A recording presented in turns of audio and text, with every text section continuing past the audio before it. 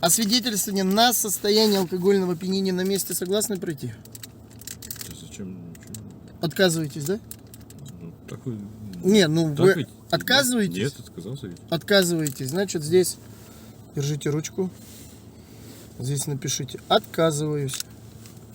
Отказываетесь от прохождения свидетельствования на состояние алкогольного опьянения, поэтому предлагаю вам пройти освидетельствование у врача-нарколога. К врачу-наркологу согласны проехать? Нет. Отказываетесь, да? Угу.